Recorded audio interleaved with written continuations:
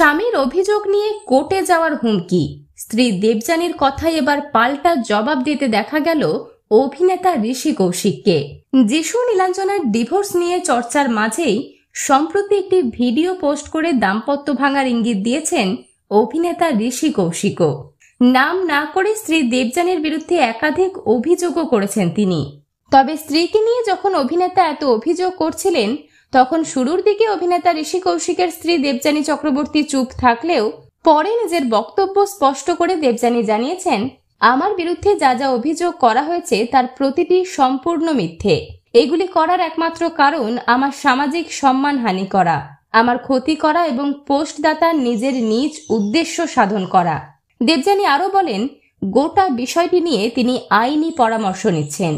এদিকে অভিনেতাকে নিয়ে স্ত্রী দেবযানী যখন এরম বিস্ফোরক মন্তব্য করছেন তখন সংবাদ মাধ্যমের তরফে ঋষি কৌশিকের সঙ্গে যোগাযোগ করা হলে জানা যায় নতুন কাজের জন্য এই মুহূর্তে রাজস্থানে রয়েছেন অভিনেতা।